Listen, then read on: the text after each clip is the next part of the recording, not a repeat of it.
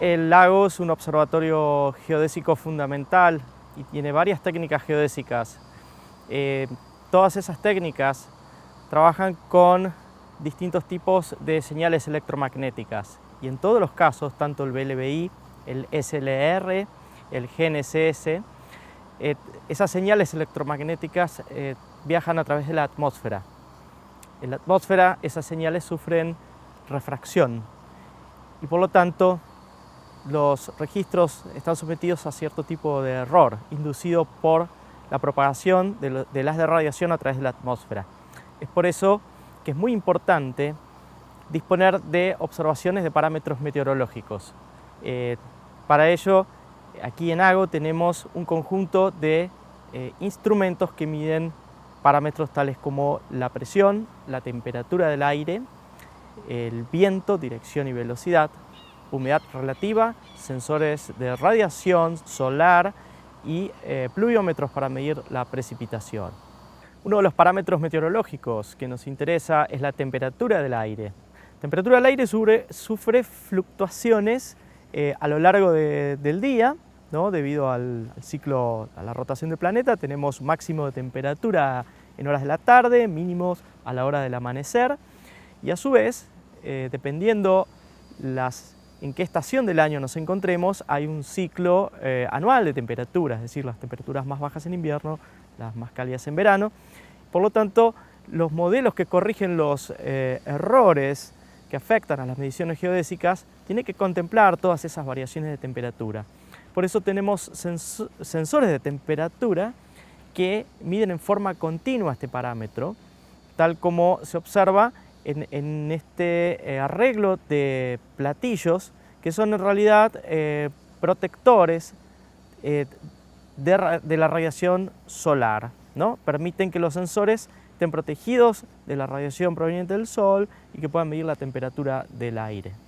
En la atmósfera existe una concentración de gas que es muy variable en el tiempo y en el espacio y nos referimos a la humedad. La humedad del aire tiene un alto impacto en la propagación de las señales electromagnéticas a través de la atmósfera. Es por eso que resulta muy importante medir a la humedad. El sensor de humedad que utilizamos, o los sensores que utilizamos, miden la humedad relativa del aire, es decir, qué tan próxima se encuentra la atmósfera a la saturación con respecto al vapor de agua. Los sensores de humedad se ubican en el mismo dispositivo donde se encuentran los sensores de temperatura.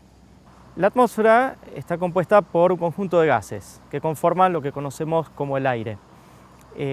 Por un lado tenemos un concepto estático de la atmósfera, pero en la realidad la atmósfera, el aire que conforma la atmósfera se trata como un fluido que está sometido a variaciones de temperatura y también de presión. Por lo tanto, existe un movimiento en este fluido que es lo que percibimos como el viento. Es importante entonces conocer o cuantificar este movimiento de aire y para eso utilizamos dos instrumentos. Uno de ellos se lo conoce como la veleta, uno de los instrumentos tal vez más elementales y conocidos en la historia de la meteorología, que sirve para determinar, en este caso con mucha precisión, la dirección del viento.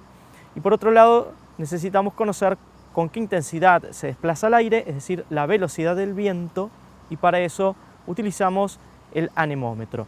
En este caso, es un instrumento que mide al mismo tiempo la dirección con una suerte de alerón que se orienta con la dirección del viento y tiene una hélice que, según la cantidad de revoluciones por minuto, sirve para determinar cuál es la velocidad a la que se mueve el aire, es decir, la velocidad del viento.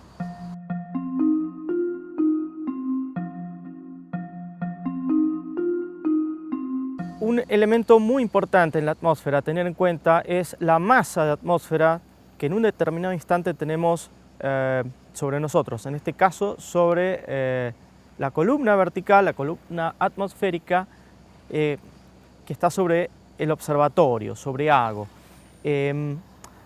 Para cuantificar la masa de atmósfera que tenemos en un instante dado sobre nosotros, se utiliza un parámetro que es la presión atmosférica, ¿sí? Nos está dando de manera proporcional el peso de toda la atmósfera del planeta, una columna de atmósfera cuya base se encuentra en la superficie aquí en el observatorio. Para eso entonces utilizamos sensores de presión que se los conoce con el nombre de barómetros. Tenemos por lo menos 3 tipos, uno de ellos de altísima precisión que registran en forma continua el valor de la presión. Al igual que en el caso de la temperatura, la presión sufre fluctuaciones a lo largo de un día y a lo largo de todo el año. Además de parámetros como la temperatura, la presión y la humedad, es importante tener en cuenta la energía que llega a la superficie desde el Sol, es decir, la radiación solar. La radiación solar sufre fluctuaciones por distintos motivos. A lo largo del día, por ejemplo, podemos tener presencia de nubes que atenúen la radiación solar y eso va a cambiar el balance de energía que tenemos a nivel de superficie. Y además, como tenemos las estaciones del año, tenemos distintas duración del día en distintas épocas y tenemos que cuantificar esa energía y para eso usamos sensores concretamente de radiación. ¿Sí? Tenemos sensores de radiación solar directa que mide la energía que proviene directamente del Sol, que llega desde el Sol atravesando la atmósfera, y sensores de radiación difusa, que es todo lo que es de alguna forma dispersado o reflejado tanto por los gases que componen la atmósfera, las nubes y elementos de la superficie. Como producto de la presencia del vapor de agua y las corrientes ascendentes en la atmósfera, se forman nubes y bajo ciertas condiciones esas nubes generan precipitación.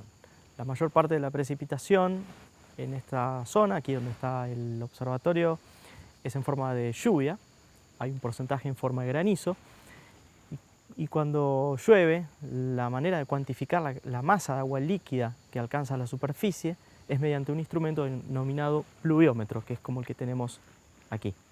Simplemente se trata de un colector, tiene un embudo, colecta el agua en unos cangilones que van contando la cantidad de precipitación por unidad de tiempo. Es decir, podemos durante un cierto evento de precipitación no solo determinar la cantidad total de agua colectada, sino de qué manera cayó, en forma intensa o en forma esparcida a lo largo del tiempo.